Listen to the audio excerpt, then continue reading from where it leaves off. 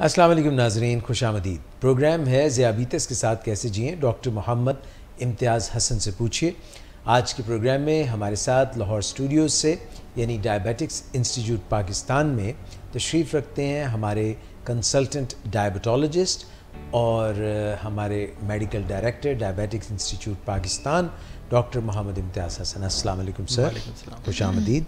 और साथ में मिस नादिया शेख हैं जो कि मिस वो दिखाएं बोतल में आपने क्या क्या डाला हुआ है, ज़रा दिखाएं ना वो अभी। हाँ अच्छा, ये देखें जी, डाइट कॉन्शियस और बहुत ज़्यादा जो है हेल्दी डिटॉक्स फूड खा रही हैं। खीरा है इसमें और क्या क्या मिस? अदरक है। नहीं, एक्चुअली मैंने ग्रीन टी बनवाई थी। हाँ, लेकिन फिर मैंने ग्रीन टी को अपनी पानी वाली बोतल में डाल दिया और टी बैग भी इसके अंदर ही है। हाँ? टी बैग इसके अंदर टी बैग भी है, ठीक है, वो इसके अंदर है ग्रीन टी का। ओके। और फिर अदरक और खीरा भी है। और ये पानी ना बहुत ठंडा है और ना गर्म है, मैं नॉर्मल। बड़ा ज़बरदस्त। तो मिस आजकल बहुत डाइट कॉन्शियस और एक्सरसाइज वगैरह बहुत ज़्यादा तो नहीं हूँ, लेकिन मैं भूलती नहीं हूँ इस बात को कि मैंने एक प्लान अगर बनाया है तो उसको फॉलो करना है स्टेडीली। कैलोरीज देख रही हैं, देख रही हूँ, फूड इनटेक को देख रही हैं। कभी कभार मैं थोड़ी सी चीटिंग कर लेती हूँ, लेकिन उसके बाद फ़ौरन ट्रैक पे आ जाती। ज़बरदस्त। ये थी जनाब मिस और उनकी अपने ऊपर सेल्फ एक्सपेरिमेंटेशन और सेल्फ हेल्थ कॉन्शियसनेस। क्योंकि जो भी काम है वो जब तक हम खुद से शुरू ना करें, अपने आप से शुरू ना करें, तो बात बनती नहीं है। जैसे हमने प्रोग्राम में पिछली मरतबा कहा था कि अगर आप अपनी सक्सेस स्टोरी डायबिटीज़ मैनेज करने की और जितनी भी आपको मुश्किलात पेश आएँ, क्योंकि कोई भी बड़ा काम जब हम करते हैं तो मुश्किलात तो पेश आती हैं, तो वो आप हमसे शेयर करें। डायबिटिक्स इंस्टीट्यूट पाकिस्तान के फ़ोरम से डॉक्टर मोहम्मद इम्तियाज़ हसन आपकी स्टोरी को सामने रखते हुए, मुख्तलिफ जो हमें स्टोरीज़ आती हैं, जो कोई व्हाट्सएप पे शेयर करता है, कोई हमारे इनबॉक्स में शेयर करता है, उनमें से चंद चीदा को सिलेक्ट करके हम देखेंगे कि कितनी इंस्पायरिंग स्टोरी है आपकी। हालांकि हर किसी की स्टोरी जो है उसके अंदर एक स्ट्रगल होती है और एक बेहतरी का पहलू ज़रूर होता है। मिस जवेरिया ज़िया जिन्होंने हमसे शेयर किया था, और वो टाइप 1 डायबिटिक थी, मगर किस तरह से उन्होंने अपनी लाइफ को मुनज़्ज़म रखा। 27-28 साल उनकी उम्र है और उनको डॉक्टर इम्तियाज़ हसन ने डायबिटिक्स इंस्टीट्यूट पाकिस्तान की जानिब से हमारी टीम ने एक ग्लूकोमीटर का तोहफ़ा भेजा था as a token of appreciation. तो हम बहुत बहुत आपको मुबारकबाद पेश करते हैं, और बाकी जो हमारे तमाम इस वक्त देख रहे हैं नाजरीन, उनसे भी ये कहेंगे कि इसको अपने लिए एक मोटिवेशन जानिए, एक तहरीक जानिए, और आप भी वो सब कुछ कर सकते हैं अपनी शुगर को कंट्रोल करने के लिए जो आपकी ज़िंदगी को बेहतरीन बना सकती है। आज के प्रोग्राम में डॉक्टर इम्तियाज़ हसन हम डाइट के मुतालिक बात करेंगे, और ये बताइए कि डाइट की क्या अहमियत है डायबिटीज़ में। देखिए, डायबिटीज़ और डाइट तो इस तरह है कि दोनों डी से शुरू होते हैं। डाइट और डायबिटीज़ ये लाज़िम मलज़ूम है। तो देखिए, हमारा, मैं इसको कहता हूँ, जो डायबिटीज़ है ना, ये आईने की तरह होती है। आप जो करते हैं, जो खाते हैं, वो पीते हैं। तो जैसे आप आईने के सामने अगर हाथ उठाएं तो सामने नज़र आता है हाथ उठा हुआ है। अगर जो हरकत करते हैं वो रिफ़्लेक्ट होती है। वाह। तो डायबिटीज़ में भी जो हम करते हैं, जो खाते हैं, जो पीते हैं, जो एक्सरसाइज करते हैं, वो रिफ़्लेक्ट होती है उसके अच्छे कंट्रोल के साथ। तो डायबिटीज़ का और डाइट का आपस में बहुत गहरा ताल्लुक़ है, और अक्सर हमारे जो डायबिटिक पेशेंट्स होते हैं उनका सबसे पहला क्वेश्चन ये होता है मैं क्या खाऊं क्या ना खाऊं, इस किस्म की उनकी बातें। तो डाइट की जो अहमियत है वो, क्योंकि खाना तो सब नहीं खाना है, लेकिन सवाल ये पैदा होता है कि हमें कुछ स्पेशल खाना बनाना है, या स्पेशल हमारे लिए हंडियाँ बनेंगी, या हमारे लिए कुछ स्पेशल शेफ़ रखा जाएगा, या हमने कुछ भी नहीं खाना, हमारे लिए सारे रास्ते दरवाज़े बंद हो गए हैं, तो हमारे लिए जो ज़िंदगी के जो लुत्फ़ थे वो ख़त्म हो गए हैं। तो इसी किस्म के ख़यालात, नेगेटिव किस्म के ख़यालात पेशेंट्स के जहन में आते हैं। तो शायद कि अब मेरी जो ज़िंदगी, अब तो मेरे खाने पीने के दिन थे, तो अब मुझे शुगर हो गई है, तो अब मैं मसाइल में घिर जाऊंगा, मैं ये नहीं खा सकूंगा, मैं वो नहीं खा सकूंगा। तो ऑब्वियसली आज का जो हमने प्रोग्राम आपने जो चूज़ किया है, तो इस पर हम इस पर गुफ्तगू मज़ीद इसको हम जब करेंगे तो बहुत सारी चीज़ें सामने आएंगी।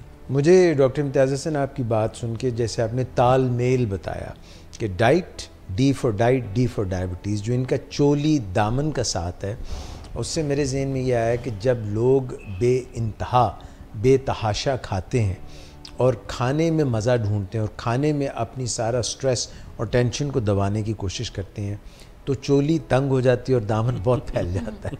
बिल्कुल ठीक है आपने। तो मिस, आप कोई डाइट के मुतालिक डॉक्टर इम्तियाज़ हसन से पूछना चाहें? मैं अभी आजकल तो एक्सरसाइज भी कर रही हूँ और डाइट कोशिश करती हूँ कि उसको जो है मैं ऐसी चीज़ें ना खाऊं जिसमें ऑयल्स या जैसे शुगर यानी कि चीनी जो है वो मना भी करते हैं अमूमन कि डेली बेसिस पे नहीं खानी चाहिए। तो मैंने बेसिकली एक तो चीनी है ना, अगर हमारा मीठा खाने का बहुत ही दिल करे तो क्या हम गुड़ या शक्कर जो उसकी रिफाइन वो फॉर्म दूसरी होती है, मतलब चीनी के अलावा उसको यूज़ कर सकते हैं। देखिए उस जी आप बीइंग नॉन डायबिटिक लाइक वो वैसे ही मैं पूछ रही हूँ, वो उनके लिए जाहिर है जो पेशेंट्स होते हैं उनके लिए तो वो भी मीठा ही है। आई थिंक वो आप बताएंगे बेहतर कैसे। देखिए असल मसला ये नहीं है कि आप क्या नहीं खा सकते, क्या खाना चाहिए।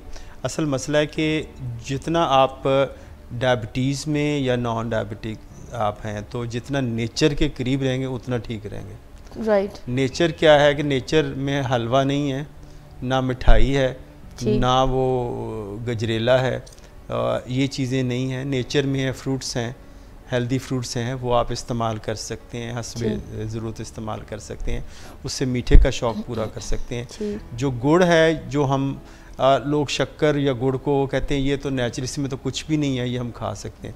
असल और बहुत सारी जो एक मिथ है कि हम मीठा खाने से शुगर होती है या मीठा नुकसानदेह है, लेकिन ये देखें कि कार्बोहाइड्रेट, किसी किस्म का भी कार्बोहाइड्रेट नशास्ता होगा जिसमें चीनी भी शामिल है, ग्लूकोज भी शामिल है, गंदम भी शामिल है, रोटी भी शामिल है और मकई भी शामिल है। तो 1 ग्राम जो नशास्ते के अंदर 4 कैलोरीज़ है, तो अगर 100 ग्राम खाएं तो 400 कैलोरीज़ तो आपकी हो गई।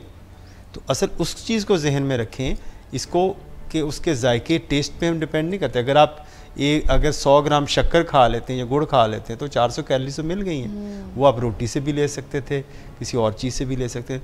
तो इंतखाब उस चीज़ का करना चाहिए जो कम आपको नुकसान दे। इट्स नॉट अबाउट टेस्ट कि कोई मीठी चीज़ हमें टेस्ट में मीठी लगती तो उसमें वो शुगर नहीं होगी। हाँ, तो ये ऐसा नहीं है, क्योंकि फ्रूट्स के अंदर देखें मीठे होते हैं, उसमें ग्लूकोज नहीं होता, उसमें फ्रुक्टोज होता है।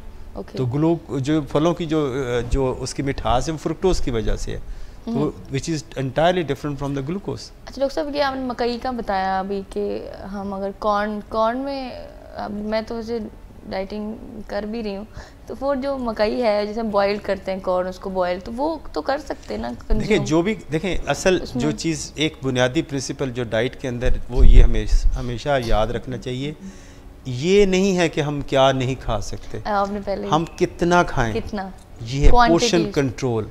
जब हम ये सीख जाते हैं, अगर आप मकई का भुट्टा खाना चाहते हैं उबली हुई का, तो आप उसको आधा ले लें, थोड़ा ले लें, 1/3 ले लें। अब होली सोली अगर हम 2-3 खा जाएं, तो अब पेशेंट कहते हैं कि जी आम खाना है, मैं क्या आम खा लें, मैं आम खाने हैं, खाना है, आम खाने नहीं हैं। क्योंकि हम कहते हैं किन्नू खा लें, तो किन्नू खा लें, वो किन्नू को एक जमा समझते हैं, वाहिद नहीं समझते, क्योंकि किन्नू की भी जमा भी वही है और वाहिद भी वही है, तो वो बहुत सारे खा लेते हैं। तो असल है कि पोर्शन कंट्रोल को हम सीखें। हम अपनी चीज़ों ग़िज़ा की जो अहम ग़िज़ा में को कंट्रोल नहीं करते, उसको हम बेसिकली हम लोग जब हम एशिया के जो लोग हैं, ये मोहब्बत में और नफ़रत में इंतहा पसंद है। जिस मोहब्बत करने हैं तो मोहब्बतें जाग उठती हैं, नफ़रत करने हैं तो एक्सट्रीम लेवल पे है, तो मॉडरेशन नहीं है। और डायबिटीज़ में जो सारी चीज़ें आप खा सकते हैं डाइनिंग टेबल पे बैठ के, आपको अलहदा से कोई हंडिया बनाने की ज़रूरत नहीं कि आपके लिए उबलियाँ सब्ज़ियाँ बन रही हैं, ये चीज़ें सारी चीज़ें लें एतदाल से, मॉडरेशन के साथ, क्योंकि हमने ग़िज़ा को पेट भरने का ज़रिया बनाया, टेस्ट करने का ज़रिया नहीं बनाया। टेस्ट हमें सिर्फ मसालों के याद हैं और मिर्चों के याद हैं कि हमें बिरयानी का नाम सुनते हैं, बिरयानी का जायका, मतलब हमें चावल का शायद ओरिजिनल टेस्ट शायद ना पता हो, हमें गाजरों का ओरिजिनल टेस्ट शायद ना पता, हमें आलू गाजर मिर्च मसाले के अंदर बनी वो चीज़ें याद हों। हमें गोश्त या मछली का वो ओरिजिनल टेस्ट शायद ना पता हो, जो उसको साथ मसाले या जो उसके साथ तली जाती है वो चीज़ें हमें याद होती हैं। चेंजिंग तो हम लोगों ने किया, नेचर ने तो चीज़ें वैसे की वैसे रखी। तो जितना हम नेचर के करीब तर रहेंगे उतना हम सुकून में भी रहेंगे। मुझे आपके शुरू का वो याद आ गया सवाल जो अभी आपने किया कि शक्कर। एग्जैक्टली। तो शक्कर के मुतालिक तो हमारा एक बड़ा मशहूर गाना है, वो कहते हैं शक्कर खाओ मत, शक्कर वंड दो। शक्कर वंडा।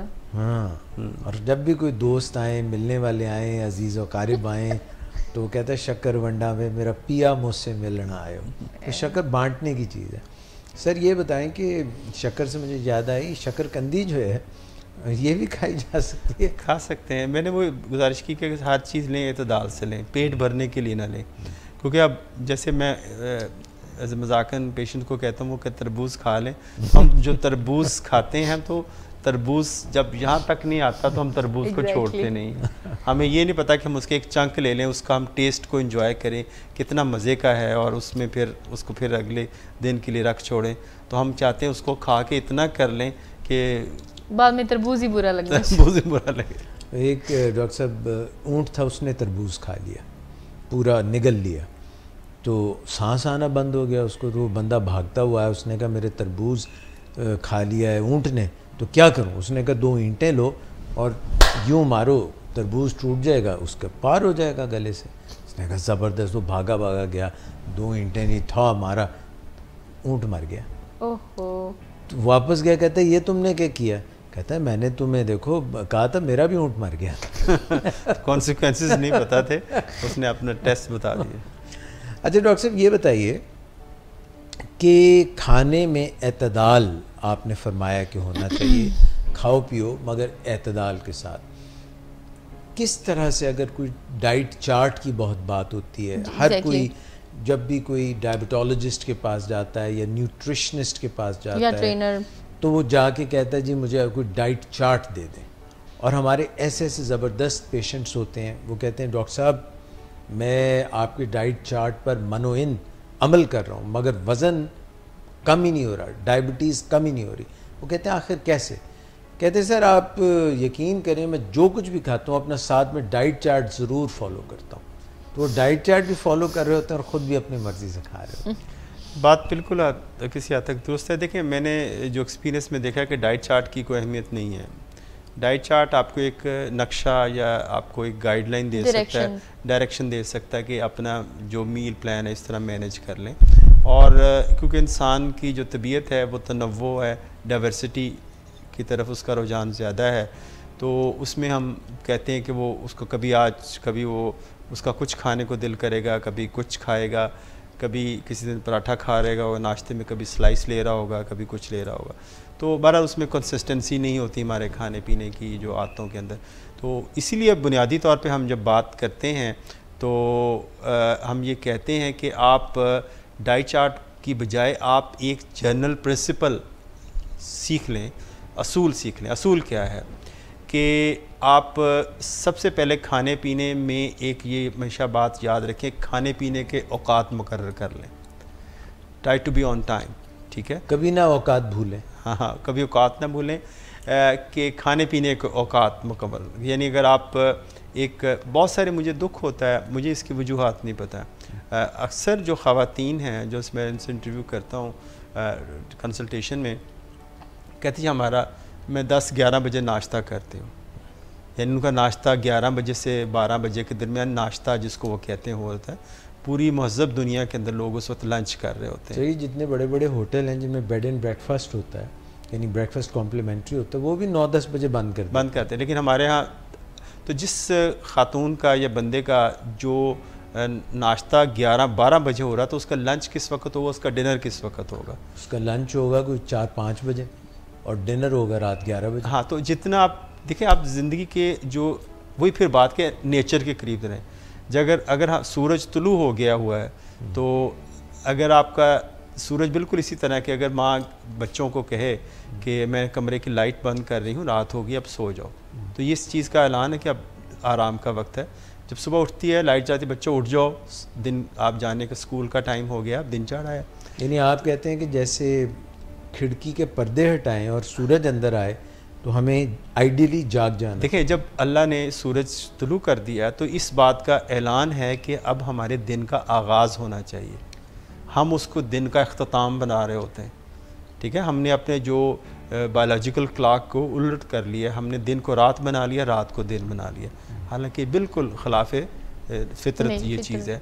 तो अगर सुबह को अगर हम उठ के अपना एक प्रॉपर 8-9 बजे के दरमियान या 7-8 बजे, जो लोग वर्किंग लोग हैं 7-8 बजे अपना नाश्ता वगैरह करें, अपना लंच 1 और 2 के दरमियान कर लें, डिनर आपका 7 और 8 के दरमियान हो जाए, तो ये काफ़ी मुनासिब है। इसमें आधा काम तो शुगर कंट्रोल में ये हो जाता है। तो नाश्ता भारी भरकम करें कि हल्का फुल्का करें, उस पर मैं उसको बताता हूँ। अगर दूसरा जो है कि खाने पीने को औकात के साथ दूसरी जो चीज़ आपने करनी, खाने पीने की मिकदार का तयन कर लें कि क्या कितना खाना है, यानी मेजर मील कौन सा है, माइनर मील कौन सा लेना है, और डट के किस वक्त खाना है और हट के किस वक्त खाना है, तो दोनों में फ़र्क हो।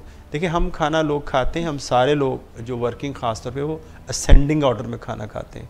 नाश्ता हल्का सा किया, दरमियान में घर फिरते फुरते कुछ खा लिया, बर्गर खा लिया दोपहर को, या कुछ चीज़ ऐसी खा ली, रात को डट के खाना है। तो मैंने तो सारा दिन फाका किया है और मैं अब रात को भी खाना ना खाऊं, तो क्योंकि रात का जो वक्त है वो लेयर टाइम होता है, फरागत के औकात होता है, एक्टिविटी लेवल नहीं होता, और रात को डट के खाया जाता है, गपशप लगाते, बल्कि शिफ्ट्स में अब तो शिफ्ट में खाते रहते हैं। और फिर उसके बाद तो वो तो खाना हो गया, ये प्रीएम्बल के तौर पे होता है खाना रात का। उसके बाद फिर क्योंकि एक्टिविटी लेवल रात को देर तक चलता रहता है, क्योंकि हमने सुबह सोना होता है, लेट सोना होता है, 3-4 बजे तो सोना होता है, तो सारा कुछ ना कुछ मंचिंग चलती रहती है रात को। तो और सुबह जब उठते हैं, आइडियली जिस दिन में जो दिन चल रहा है, दैट डे, जिस दिन में जागे उसी में सो जाएं। बिल्कुल उसी तारीख में सोएं। हाँ, उसी तारीख में सोएं ना। अगर आप जैसे आज 7 फरवरी है तो 7 फरवरी के अंदर सोएं, ना कि 8 फरवरी को सोएं जाके। तो ये बड़ी इंपॉर्टेंट चीज़ है कि उस सेम डेट के अंदर आप सोएं। और जो एक खाना अब हम खाते हैं, जब बात कर रहे थे असेंडिंग ऑर्डर में, लेकिन हमें खाना चाहिए डिसेंडिंग ऑर्डर में। नाश्ता अच्छा, दोपहर का खाना दरमियाना सा, रात का खाना बिल्कुल लाइट करें। मैं बल्कि पेशेंट्स को ये कहता हूँ कि आप रात को नाश्ता करें। जब रात को नाश्ता, जो आदत पड़ी है, तो जब रात को नाश्ता करेंगे उससे क्या फ़ायदे होंगे? सुबह का आपका फास्टिंग शुगर लेवल बेहतर हो जाएगा, आपका वेट बढ़ने का रुझान कम हो जाएगा, एक्टिविटी लेवल अगर कम भी है, जो होता है अक्सर रात के खाने के बाद, उससे भी आप कंपनसेट करेंगे। और दूसरी जो बात है कि आपको जो मैदे के प्रॉब्लम है, जिसमें रीगर्ज का प्रॉब्लम बहुत कॉमन है, कि रात का खाना एक अजाब की सूरत में भी होता है कुछ लोगों के लिए, कि उनके मैदा काम नहीं करता, तजाबियत होती है, मैदे में तजाबियत होती है, गरानी होती है, और रिफ्लक्स की वजह से, एसिड की वजह से जो खुराक की नाली वो जलती है। तो आप बिल्कुल लाइट खाना खाएंगे, सुबह जब उठेंगे तो आपको भूख भी लगी होगी, जिसमें आप अपना अच्छा नाश्ता भी कर सकते हैं। तो और उसके बाद अगर आपने वॉक की होगी, एक्सरसाइज की होगी, उससे और आपका जो बेहतर होगा। तो ये हेल्दी लाइफस्टाइल है। डॉक्टर साहब, ब्लड शुगर लेवल्स पे भी इसका असर बहुत अच्छा है। देखें, जब आपका दिन के आगाज़ में आपकी फास्टिंग शुगर नॉर्मल में आती है तो आपका सारा दिन नॉर्मल गुजरेगा। तो इस जो हम अपना जो खाना है, डिसेंडिंग ऑर्डर में खाना खाएँ, ना कि असेंडिंग ऑर्डर में खाना खाएँ। और तीसरी जो इम्पॉर्टेंट बात है कि खाने पीने में हम कोशिश करते हैं कि हम एक वक्त में हम डायबिटीज़ में हम कहते हैं कि हम स्मॉल मील्स लें, थोड़े थोड़े वक्फे से छोटे छोटे मील्स लें, उससे आपकी ग्लूकोज एक्सकर्शन नहीं होती। थोड़ा थोड़ा ये दूसरी अप्रोच है। एक तो मैंने असेंडिंग और डिसेंडिंग ऑर्डर वाली बता दी। दूसरा, अगर आप नहीं करना चाहते, कहते जी मुझे इससे मज़ा नहीं आता, मैं ऐसे नहीं, तो हम कहते हैं कि you divide your whole days. उसमें आप 4-6 दफ़ा आप अपना मील लें। एक ब्रेकफास्ट किया, फिर 3 घंटे बाद कुछ और ले लिया, हल्की सी चीज़, फिर आपने दोपहर को भी हल्का सा, मतलब अगर आप 3 रोटियां खाना चाहते हैं पूरे दिन में, तो 3 को 6 आधी करके 6 दफ़ा, अगर आपके पास इतना वक्त है तो। यानी ये मैं मिसाल दे रहा हूँ। तो इस तरह जो खाने को डिवाइड करें स्मॉल पोर्शंस के अंदर, वो आपका शुगर लेवल नहीं बढ़ाएंगे, आपके मैदे पे भी प्रॉब्लम नहीं आएगा, और आपको जो शुगर लेवल और वज़न भी बेहतर रहेगा। तो डॉक्टर साहब, ये कार्बोहाइड्रेट्स जो हैं, सब्जियां हैं, ग्रेन्स हैं, वीट है, फ्रूट हैं, ये कितनी तनासुब में खाएं? और जो सैचुरेटेड फैट्स हैं या जो अनसैचुरेटेड फैट्स हैं, और जो मोनोचेन फैट्स और ट्राई चेन फैट्स हैं, वो कितने खाएं? और फिर प्रोटीन कितनी खाएं? देखिए, जो इसका हम बात करते हैं फूड पिरामिड की, फूड पिरामिड ये होता है, पिरामिड आपने देखा होगा जिसको एहराम मिस्र में जो पिरामिड्स हम कहते हैं, उसकी एक ब्रॉड बेस होती है और एक पीक होती है, ऐसे छोटी होती है पहाड़ की तरह ना। तो जो उसकी ब्रॉड बेस है ना, वो कार्बोहाइड्रेट्स पे, जिसमें निशास्ता है, और निशास्ते में वो चीज़ें, निशास्ता 2 किस्म का होता है, एक रिफाइंड जिसमें आप समझ लें थैले का आटा जो सफ़ेद आटा है जिसके अंदर फाइबर नहीं होता, दूसरा वो अनाज जिसके अंदर हाई फाइबर क्वांटिटी, जौ है, जौ की रोटी लोग खाते हैं, और गंदम की रोटी होल व्हीट के साथ जिसमें से फाइबर ना निकाला गया हो, तो वो आपके लिए बेहतर है। यानी कम्प्लेक्स्ड कार्बोहाइड्रेट, सिंपल कार्बोहाइड्रेट्स ना लें, वो कम से कम रखें, और जो कम्प्लेक्स कार्बोहाइड्रेट हैं वो ज़्यादा लें। लोग क्या करते हैं कि वो कहते हैं जी वो उसकी रोटी अच्छी नहीं बनती, जो ब्राउन आटा होता है, अब रोटी जो सफ़ेद आटा होता है उसकी बड़ी अच्छी बनती है, तो ये कहते हैं नरम भी होती है, नरम भी होती है, वो मिक्स कर लेते हैं दोनों को, तो उसका फ़ायदा वो गवा देते हैं। तो आपको कोशिश करें हाई फाइबर आटे की रोटी लें। उसका तरीकाकार, उसके खाने, उसकी पैलेटेबिलिटी बेहतर करने का तरीकाकार ये है कि जब भी वो तवे से उतरे रोटी उसी वक्त खा लें, उसको रखें ना, फिर उसके जो टेस्ट है वो आपको डेवलप बेहतर हो जाएगा।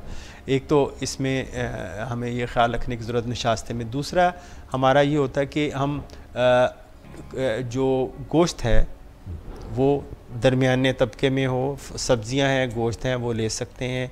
फिर फ्रूट्स हैं, वो भी आप पिरामिड के दरमियान में आते हैं। जो पिरामिड की जो नोक है ऊपर वाली, जो तकोन का ऊपर वाला थोड़ा सा हिस्सा बनता है, वो फ़ैट्स के लिए है। फ़ैट्स में मुख्तलिफ़ किस्म के फ़ैट्स हैं, एक एनिमल ओरिजिन का फ़ैट है, एक प्लांट ओरिजिन का फ़ैट है। प्लांट ओरिजिन का फ़ैट है वो प्रेफर किया जाता है।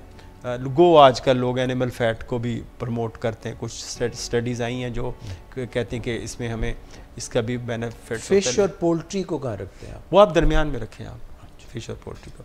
अच्छा, दूसरा डेयरी प्रोडक्ट्स, डेयरी प्रोडक्ट्स से भी दरमियान में, मिडल, यानी मिडल में, अपर मिडल में, लोअर मिडल के अंदर आप। और दालें भी जो उसके अंदर आ जाएंगी, ग्रेन्स के अंदर आ जाएंगे ना नीचे। अच्छा, अब उसमें जो है कि जब आप फ़ैट लेना चाहें तो आप ऑयल ऐसा लें जो पॉली अनसैचुरेटेड हों, फैटी एसिड जिनके ज़्यादा हों। मतलब हमें जो अच्छे जो हैं जो मोनो अनसैचुरेटेड फैटी एसिड्स जिनके अंदर होते हैं, मसला हमारे 2 ऑयल बड़े अच्छे हैं, जिसमें एक कैनोला ऑयल और एक ऑलिव ऑयल, तो ये हम यूज़ कर सकते हैं।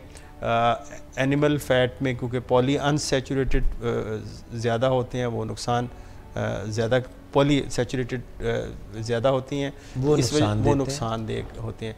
वैसे मक्खन है और वो घी है, ये चीज़ें ना लें तो बेहतर। ये जो बार बार हम पकौड़े और समोसे और तली हुई चीज़ें एक ही तेल में बार बार तली जा रही हैं, फिर माएँ भी रख लेती हैं, कहते हैं ऑयल रख लेने हैं फिर पका लेना, और ये ट्रांस फैट्स क्या होते हैं? देखिए, ये जो जब हम एक ऑयल को बार बार हीट करते हैं तो उसके अंदर ऐसे मुज़र कंपाउंड पैदा होते हैं जिसको हम ट्रांस फैटी एसिड्स कहते हैं। ट्रांस फैट्स ये होते हैं, ये नुकसानदेह होते हैं, और ख़ास तौर पर रमज़ान में हम आप देखोगे उसी में बार बार पूरा महीना पकौड़े चलते रहते हैं उसी ऑयल के अंदर, तो इतना ख़राब हो जाता है क्योंकि ट्रांस फैटी एसिड्स जो हैं ये हार्ट के लिए, दिल की शरियानियों के लिए बहुत ज़्यादा नुकसानदेह हैं, तो इससे हमें अवॉइड करना चाहिए। जब भी हो तो फ्रेश हो, थोड़ा डालें, लेकिन वो लोग, मैं इसमें जो ज़ाती तौर पे मैं एक सजेशन दूंगा जिसमें मैं ख़ुद भी कोशिश करता है प्रैक्टिस करने की, कि मैं घर में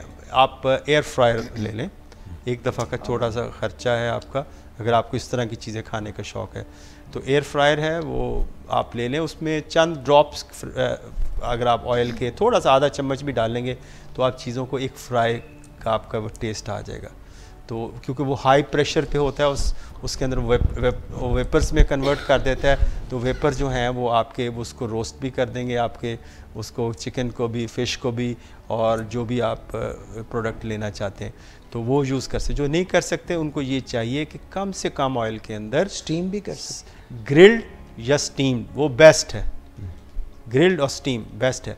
और मेरे ख़्याल से हमें ग्रेजुअली ये हम लोगों को हमें एक पेज पे आना पड़ेगा सारी नेशन को, जब हम फूड की बात करेंगे, कि हमें जो ग्रिल्ड और स्टीम्ड कल्चर को ज़्यादा बनाना पड़ेगा, क्योंकि जिस मैंने कई दफ़ा बात की, हम फ्राइड कल्चर पे ज़्यादा फॉलो कर रहे हैं। हमारे एशियन जो फूड्स हैं वो सारी फ्राइड ही हैं तकरीबन, दालों से डीप फ्राई है, भी नहीं करते। हाँ बिल्कुल, और उसमें रचा बसा होता है, घी ऑयल रचा बसा होता है, और वो हमें एक सेहत के प्रॉब्लम्स हम लोगों के अंदर बहुत सारे प्रॉब्लम इसकी वजह से आ रहे हैं। डॉक्टर साहब, वो जो आप बता रहे थे कि डिसेंडिंग ऑर्डर में खाना चाहिए, यानी नाश्ता भारी, दोपहर का उससे कम, रात का उससे कम, तो ये जो असेंडिंग ऑर्डर में खाते हैं, यानी रात का खाना ज़्यादा खाते हैं टिका के, उसके बाद सो जाते हैं, तो फिर अगर उनकी बॉडी की शेप देखी जाए तो उसमें उनकी जो फैट है वो भी कुछ डिसेंडिंग ऑर्डर में हो जाती है, उलट हो जाती है, यानी पेट पे ज़्यादा आ जाती है और ऊपर जो है कम हो जाती है। बिल्कुल ठीक है। तो एक मैंने डायग्राम देख रहा था, तो एक बंदे का जो डायग्राम बना था कि एक जैसे सुपरमैन की तरह के कमर बिल्कुल ऐसे था, तो उसने ऊपर जो चेस्ट पे लिखा हुआ था ब्रेकफास्ट, पेट पे लिखा था, दरमियान वाले हिस्से में लिखा था लंच, और इस वाले जो वेस्ट पे लिखा था डिनर। उसने कहा ये फॉलो करो तो ऐसी बॉडी हो जाएगी, ठीक है ना। अगर आप उस तरह करोगे, उलट करोगे, नाश्ता छोटा सा, ऊपर से ऐसे, नीचे से ऐसे, तो वो, और उसमें लिखा था डिनर बड़ा, तो पेट भी उस हिसाब से बड़ा। तो ये एक बड़ा अच्छा था, एक आपको विजुअल मैसेज देने के लिए कि आपने खाना अपना कैसा लेना चाहिए। यानी जो आप फरमा रहे हैं कि मुसल्लस जो है, फूड का मुसल्लस जो है, वो अगर सही होगा तो फिर बॉडी का मुसल्लस भी सही रहेगा, यानी खाने में वो ये पिरामिड उलट हो जाएगा, इन्वर्टेड होगा। ब्रेकफास्ट ऊपर होगा और दरमियान में आपका लंच होगा, और जो डिनर होगा वो आपका लाइट होगा। तो डॉक्टर साहब ये फरमाइएगा कि हमारे मूड मिजाज पे भी खाने पीने का कोई असर पड़ता है? खाने पीने का मूड मिजाज पे बहुत पड़ता है। असल मसला ये नहीं है कि, अच्छा उसमें होता है कि कुछ लोगों को ना साइकोलॉजिकल इशू होते हैं, वो समझते हैं कि अगर वो पूरे दिन में 6 रोटियां नहीं खाएंगे वो कमज़ोर हो जाएंगे। एक मिथ है उनके जहन में कि 6 रोटियां नहीं खाएंगे वो बहुत कमज़ोर हो जाएंगे, क्योंकि मैंने 6 रोटियां ना खाए तो मेरी भूख रहती है, मैं सारी रात नहीं सो सकूँगा, ना सो सकूँगी, तो मुझे इतना खाना तो लाजमी खाना है। और वो खाने को ताकत का बहुत बड़ा ज़रिया समझते हैं कि जब तक हम इतनी खुराक नहीं खाएंगे तो हमारे अंदर वो जिस्म में ताकत नहीं होगी। किसी हद तक बात दुरुस्त है। अगर आपका जो मुशक्क़त का लेवल इतना ज़्यादा नहीं है तो आपको 6 रोटियां खाने की ज़रूरत नहीं है। तो सादा लफ्ज़ों में मैं एक्सप्लेन करता हूँ, एक बंदे को ज़िंदा रहने के लिए पूरे दिन में 2.5 रोटियों से ज़्यादा रोटी की ज़रूरत नहीं है, जिसका नॉर्मल एक्टिविटी लेवल है। जिसने ऑफिस में बैठ के काम करना है, हल्की सी वॉक भी करनी है, तो उसको 2.5 रोटियों से ज़्यादा नहीं खाना चाहिए, ठीक। और अगर 2.5 में मतलब 2 स्लाइस सुबह ले ले, फिर वैसे मैं जो स्लाइस रात को ले, जैसे मैंने बात की, वो बेस्ट है। रात को खाना लाइट कर लें, सूप ले या दूध ले ले, इस तरह की चीज़ वो ले। और अपनी रोटी वाला मामला वो दोपहर और नाश्ते में। वैसे बादाम, नट्स वगैरह ये डाइट में कुछ अच्छा इनका ये अच्छे होते हैं, इनके अंदर अच्छे ऑयल होते हैं जो हार्ट के लिए बड़े अच्छे होते हैं, ख़ास तौर पे अखरोट के अंदर बड़े अच्छे ऑयल होते हैं। आप नट्स इस्तेमाल करें। और अब तो डायबिटिक पेशेंट के रिकमेंड करते हैं कि हैंडफुल ऑफ नट्स ये आप यूज़ कर सकते हैं, लेकिन ख्याल रखें कि वो लोग जो ब्लड प्रेशर के मरीज़ हैं वो ऐसे नट्स इस्तेमाल ना करें जिस पे नमक लगा होता है। जैसे पिस्ते को फ्राइड होता है, उसके नमक लगा था। कुछ लोग मूंगफली को भी वो नमक के साथ करते हैं, रोस्ट करते हैं, रोस्टेड। तो इस तरह की चीज़ें वो ना लें जिस पे नमक ना ज़ख्मों पे छिड़कें, ना बहुत ज़्यादा अपनी डाइट में इस्तेमाल करें। इसको जैसे हम कहते हैं वाइट पॉइजन 2-3 देखें। जैसे वाइट पॉइजन अगर आप चीनी है, सफ़ेद है, ये नो है। हाँ, नो है, जो नहीं लेनी चाहिए चीज़ें। हमें जब अभी मेरे ख्याल से हमें वो उस बात पे भी बात करनी चाहिए कि हम क्या ना खाएं फिर, ठीक है। देखिए मैं ये कहता हूँ कि सब कुछ खा सकते हैं, एतदाल से लें, लेकिन कुछ नो गो एरियाज़ हैं जिसमें आप ना जाएँ। देखिए बहुत तली हुई चीज़ें, फैटी चीज़ें हैं, प्लेन कार्बोहाइड्रेट्स, मिठाइयाँ बनी हुई हैं, ग्लूकोज यानी जिसमें हाई शुगर कंटेंट है, फिज़ी ड्रिंक्स हैं, ये ना लें। तो इसको जो है ना आप रिस्ट्रिक्ट करें, इसका यूज़ बहुत लिमिट। और कुछ फ्रूट्स हैं जिनकी ग्लाइसेमिक इंडेक्स बहुत ज़्यादा है, जैसे आम है, केला है, उसकी ग्लाइसेमिक इंडेक्स ज़्यादा, उसको ज़रा एतदाल से ले लें। जब गर्मी आएंगे ना और आम का सीज़न है, अगर हम बात करेंगे आम खाने कैसे खाएं और कितना खाएं और उसका आम खाने के मुख्तलिफ आदाब क्या है और किस तरीके से खाएं, तो ये हम उस वक़्त बात करेंगे। लेकिन ये नहीं कि आप खा सकते हैं। जैसे अगर हम आम भी खाना चाहते हैं मिसाल के तौर पे, तो आम को भी किस्तों में आम खाएं ना। तो अगर हम आम को काट के रख लें, आते जाते चलते फिरते एक आधी क्यूब अगर कर लें तो मेरे ख्याल से वो इम्पैक्ट नहीं डालेगी जो आप बैठ के 2 किलो आम मिर्ज़ा गालिब की तरह तो खा जाएंगे, तो फिर तो शुगर लेवल बढ़ेगा क्योंकि उसके ग्लाइसेमिक इंडेक्स ज़्यादा है। देखिए 90% फ्रूट्स ऐसे हैं जो सारे आप खा सकते, बात सिर्फ शर्त की है कि आपने खाना कितना खाना है। दूसरा, फ्रूट खाने के एक औकात हैं जो डायबिटीज़ में हम रिकमेंड करते हैं जी। फ्रूट को हम स्नैक के तौर पे यूज़ करें। देखिए अगर आपने नाश्ता कर लिया तो आप कुछ खाने को दिल कर रहा है 11 बजे के करीब, अगर 8 बजे नाश्ता किया तो 11 बजे करीब एक छोटा सा फ्रूट लें। अब सवाल होता है कि कितना फ्रूट लें, तो हर बंदे की एक हाथ है, बस अगर मेरा ये हाथ, इस हाथ के अंदर जितना एक सेब जितना बड़ा किन्नू आ जाता है, ये आपका साइज़ है जिसको मील साइज़ कह सकते हैं, फ्रूट का साइज़ वो आप ले सकते हैं। इसी तरह आप दोपहर का 2 बजे लंच किया तो 5 बजे करीब दोबारा आप इसी साइज़ का फ्रूट ले सकते हैं। रात सोने से पहले भी फ्रूट इसी साइज़ का ले सकते हैं।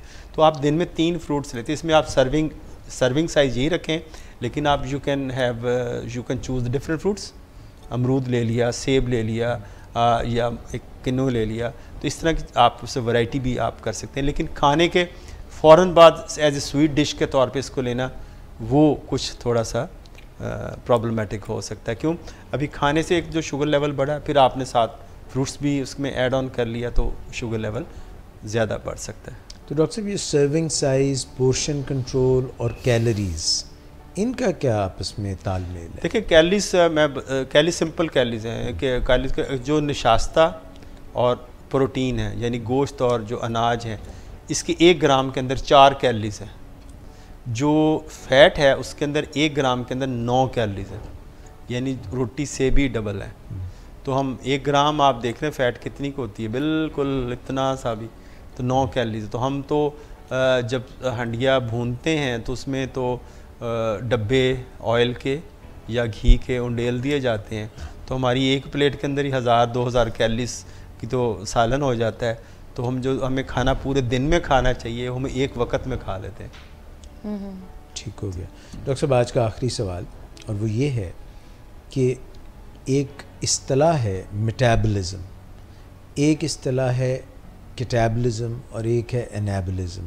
तो ये इंसुलिन के हवाले से और ग्लूकागॉन के हवाले से और मेटाबॉलिज्म के हवाले से ये आप क्या कहेंगे? एनाबॉलिक हार्मोन, कैटाबॉलिक हार्मोन, इनका क्या ताल्लुक़ है और ये ग़िज़ा से इसका क्या ताल्लुक़? देखिए, जो पहले मेटाबॉलिज्म एक जनरल हमारे जिस्म के अंदर जो केमिकल रिएक्शन हो रहे हैं जिसमें जिस्म का बनना और जिस्म का टूट फूट होना, इसको होल मजमूई तौर पे इसको हम मेटाबॉलिज्म कहते हैं। यानी ऐसा सिस्टम जिसके अंदर टूट फूट भी हो रही है, बन भी रहा है, तामीर और तखरीब दोनों बजक वक्त चल रही हैं। तो अगर तो तामीर हो रही है तो ये एनाबॉलिज्म है, यानी इंसुलिन एनाबॉलिक हार्मोन भी है। जैसे आप अगर शुगर कंट्रोल होती है तो आपका वेट बढ़ता है। और कुछ है कैटाबॉलिज्म है तखरीब, यानी अगर हम शुगर कंट्रोल नहीं, इंसुलिन की डेफिशिएंसी होगी, ये तो हमारा जिस्म टूट फूट का शिकार हो जाएगा, हमारा वज़न कम होना शुरू हो जाएगा, हम जो है जिस्म में टूट फूट शुरू हो जाएगी।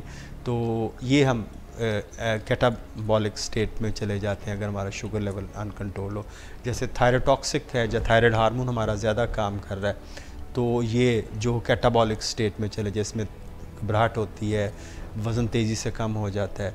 तो ये एड्रेनलिन्स जब ज़्यादा बनते हैं उसमें भी कैटाबॉलिज्म ज़्यादा होता है। तो इस तरह की जो चीज़ें हैं, तो आप सादा लफ्ज़ों में तामीर तखरीब, अगर तामीर एनाबॉलिज्म है और कैटाबॉलिज्म आपकी तखरीब है, तो इसमें बैलेंस होना चाहिए। इसमें जो मेटाबॉलिज्म अल्लाह ने हमारा बड़ा एक स्मूथ सिस्टम हमें दिया है, जो हमारे अंदर हमारे वक्त हमारे जिस्म के अंदर तखरीब भी चल रही है और तामीर का भी एलिमेंट साथ साथ चल रही है, लेकिन बैलेंस। जब हम खाना खाते हैं तो ये तामीर की तरफ जाता है, इंसुलिन जो है उसको फिर सही जगह पे खपत कराती है। जी बिल्कुल, खपत कराती है तामीर का। लेकिन जब हम एक्सरसाइज करते हैं तो जो वो कुछ अगर ज़रूरत से ज़्यादा जो खपत हो चुकी होती है वो उसकी नोक पलक दुरुस्त हो जाती है, हम अपने एक लेवल पे आ जाते हैं। तो नॉर्मली देखें, हमें जब कायनात को देखते हैं तो आसमान से लेके ज़मीन तक एक बैलेंस, एक तवाज़न का सिस्टम है, रिदम है, तवाज़न है, दिन के आने जाने में, मौसमों के आने जाने में और उसकी ज़मीन की गर्दिश के अंदर सारा एक तवाज़न से चल रहा है। तो तवाज़न नहीं है तो हमारे तर्ज़ ज़िंदगी में तवाज़न नहीं है, खाने पीने में तवाज़न नहीं है, चलने फिरने में तवाज़न नहीं है। तो हमें इस कायनात के साथ हम आहंग होना। डॉक्टर इम्तियाज़ हसन, आपका बहुत शुक्रिया। मिस नादिया, आपका भी शुक्रिया। नाज़रीन, आज का प्रोग्राम यहीं तक, और मैं एक बार फिर से मिस जवेरिया ज़िया को मुबारकबाद पेश करूँगा डायबिटिक्स इंस्टीट्यूट पाकिस्तान की तरफ से कि आप तक हमारा ये छोटा सा टोकन, आपने जो इतनी अच्छी एफ़र्ट की है, जिस तरह से आप ज़िंदगी को लेकर चल रही हैं, वो आप तक पहुँचा। आइए हम आपको कराची लेके चलते हैं, जहाँ पर डायबिटिक्स इंस्टीट्यूट पाकिस्तान में हमारे डॉक्टर, हमारे डायबिटीज़ के कंसल्टेंट डॉक्टर आसिफ शेख आपका इंतज़ार कर रहे हैं। बिस्मिल्लाहिर्रहमानिर्रहीम। अस्सलाम वालेकुम नाज़रीन, doctor Asif Ali Shaikh, consultant physician and diabetologist, Pakistan institute diabetes Nazimabad Karachi से मुखातिब हूँ। आज जो हम बात करेंगे वो करेंगे डिफरेंट फूड्स के ऊपर जो डायबिटिक में आप ले सकते हैं। ज़्यादा पेशेंट्स का कंसर्न होता है कि हम डायबिटिक डाइट जो होती है वो हम क्या खाएं क्या नहीं खाएं। तो आज जो हम मेनली फोकस करेंगे वो करेंगे ग्लाइसेमिक इंडेक्स के ऊपर। ग्लाइसेमिक इंडेक्स क्या होता है? ग्लाइसेमिक इंडेक्स को हम अगर ऐसे डिफ़ाइन करें तो ये एक कि ग्लाइसेमिक इंडेक्स के कौन सा फूड कितना रैपिडली ब्लड में शुगर को बढ़ाता है। अगर हम इसको हम जो लेबल करते हैं 1 to 100 का स्केल देते हैं, जिसमें जो 100 हम ज़्यादातर जो रिलेटिवली हम जो 100% जो शुगर बढ़ाएगी 2 आवर्स के बाद, खाने के 2 आवर्स के बाद जो कंपैरेटिवली बढ़ाती है वो सबसे ज़्यादा मैक्सिमम जो होती है वो ग्लूकोज होगा, उसको हम 100% लेबल करेंगे। उसके कंपैरिजन में हम जो दूसरे फूड्स हैं जो भी हम कंज्यूम कर रहे हैं उसकी एक क्वांटिटी वो कितनी रैपिडली ब्लड में शुगर को बढ़ा रहा है, तो उसकी एक परसेंटेज स्पेसिफिक होगी, वो जो 1 to 100% होगी। तो इस तरह से फूड्स को हम कैटेगराइज उसमें करते हैं, ग्लाइसेमिक इंडेक्स के हवाले से 3 में डिवाइड करते हैं कि हाई ग्लाइसेमिक इंडेक्स, लो और मीडियम। जो डायबिटिक हमको ज़्यादातर सजेस्ट करते हैं वो करते हैं कि ज़्यादातर लो ग्लाइसेमिक इंडेक्स लें या फिर मीडियम इंडेक्स लें। हाई ग्लाइसेमिक इंडेक्स जो फूड्स होते हैं उनको अवॉइड किया जाए। अब ग्लाइसेमिक इंडेक्स किस पे डिपेंड करता है? सबसे ज़्यादा जो इम्पोर्टेंट होता है वो कहते हैं कि भाई ये फ्रूट जो है, अब जैसे एक ज़्यादातर पेशेंट्स का ये ख्याल होता है कि जो ग्रेप फ्रूट होता है उसका ग्लाइसेमिक इंडेक्स कम है तो वो हम फ्रीली ले सकते हैं। तो उसमें कुछ ऐसी बातें होती हैं जो ग्लाइसेमिक इंडेक्स को, क्या क्या चीज़ें हैं जो कि अफेक्ट कर सकती हैं। उसमें सबसे इम्पॉर्टेंट होता है क्वांटिटी, कि कितनी क्वांटिटी फूड की आप कंज्यूम कर रहे हैं। जितनी ज़्यादा क्वांटिटी आप कंज्यूम करेंगे उसका ग्लाइसेमिक इंडेक्स बढ़ जाएगा। अब जैसे ग्रेप फ्रूट होता है वो एज अ होल उसका साइज़ जो होता है काफ़ी बड़ा होता है, वो उसका वेट ज़्यादा होता है। अगर ज़्यादा कंप्लीट लिया जाएगा तो उसका ग्लाइसेमिक इंडेक्स वो नहीं रहेगा जो उसका एक्चुअल होना चाहिए। इसी तरह से जितने भी मेजॉरिटी हमारे पास फ्रूट्स हैं वो लो ग्लाइसेमिक इंडेक्स में आते हैं। उसके बाद जो हाई ग्लाइसेमिक इंडेक्स में हमारे पास आते हैं वो सबसे इम्पॉर्टेंट है हमारे पास वाइट राइस, उसके बाद वाइट ब्रेड, और हमारे पास है जो कि बेक्ड पोटैटो। काफ़ी पेशेंट हमारे पास आते हैं, कहते हैं क्या हम राइस ले सकते हैं, चावल ले सकते हैं, पोटैटो खा सकते हैं? जी, हाई ग्लाइसेमिक इंडेक्स वाल को हम थोड़ा सा उसका ग्लाइसेमिक इंडेक्स कम कर सकते हैं। उसकी कुछ सूरतें हैं, कभी कभार वो पेशेंट ले सकते हैं। कैसे लेंगे? पेशेंट हमें कहते हैं कि हम बॉयल्ड राइस ले सकते हैं। बॉयल्ड राइस नहीं ले सकते, वो ग्लाइसेमिक इंडेक्स को बढ़ाएंगे। अगर उसी वाइट राइस को हम थोड़ा सा उसमें ऑयल डालें, जो नॉर्मली हम कुक जो राइस होते हैं ऑयल डाल के करेंगे, या उसमें कोई मिक्सचर कर देंगे, कोई प्रोटीन ऑयल डालेंगे, तो इसका हम ग्लाइसेमिक इंडेक्स को थोड़ा सा कम कर सकते हैं। वो एक कभी कभार थोड़ी सी क्वांटिटी में वाइट राइस ले सकते हैं। इसी तरह पोटैटो को, अगर बॉयल्ड पोटैटो होगा तो उसका ग्लाइसेमिक इंडेक्स बढ़ेगा। उसी को अगर हम ऑयल के साथ मिक्स करके उसका फार्म थोड़ा सा चिप्स के फार्म में लेंगे तो उसका जो ग्लाइसेमिक इंडेक्स है वो थोड़ा सा कंपैरेटिवली लो हो जाएगा, तो वो डायबिटिक पेशेंट जो है वो कंज्यूम कर सकता है। अब हम आते हैं कि अगर हम इसका फूड का फार्म भी अगर चेंज कर देंगे तो इसका ग्लाइसेमिक इंडेक्स चेंज हो जाएगा। तो जैसे डायबिटिक पेशेंट अगर ग्रेप फ्रूट का भी जूस जो है वो बिल्कुल नहीं ले सकता। जो जूसेस किसी भी फ्रूट का जूस फार्म में अगर होगा तो उसका वो हाई ग्लाइसेमिक इंडेक्स में आते हैं, क्योंकि वो रैपिडली एब्जॉर्ब होंगे और उनका ग्लाइसेमिक इंडेक्स बढ़ जाएगा। तो चाहे ग्रेप फ्रूट का हो चाहे किसी का भी हो, तो वो आपको जूस बिल्कुल नहीं लेना होता। यहाँ बात आ जाती है कि कुछ होते हैं कि पेशेंट कहते हैं कि हम जो शुगर फ्री जो आजकल मिठाइयाँ भी आती हैं, बेवरेजेस भी आती हैं, तो वो ले सकते हैं जी, वो बिल्कुल ले सकते हैं। उसमें जो है वो artificial sweeteners, sugar alcohols mix किए जाते हैं जो इनका टेस्ट जो है थोड़ा सा स्वीटी कर लेते हैं। मगर उसमें भी ये है कि अगर उसकी क्वांटिटी हम बढ़ा देंगे तो वो भी एब्जॉर्ब हो जाएगी और शुगर जो है वो बॉडी के अंदर बढ़ जाएगी। तो जूस जो है, जो नॉर्मली बेवरेजेस होते हैं वो किसी फार्म में नहीं ले सकते, डाइट फार्म ले सकते हैं, मगर वो भी एक लिमिटेड क्वांटिटी के अंदर। किसी भी फूड की क्वांटिटी बढ़ जाएगी उसका ग्लाइसेमिक इंडेक्स बढ़ जाएगा। आज के लिए इतना ही। पाकिस्तान इंस्टीट्यूट डायबिटीज़ नाज़माबाद कराची से डॉक्टर आसिफ अली शेख मुखातिब था। खुदा हाफिज़। वेलकम बैक नाजरीन। मुलाकात आपकी हुई डॉक्टर आसिफ शेख से भी, और उन्होंने भी आपको बहुत सी काम की बातें डायबिटीज़ के हवाले से बताई। अगले प्रोग्राम में फिर हाजिर होंगे। अपना बहुत ख्याल रखिएगा। अल्लाह हाफिज़।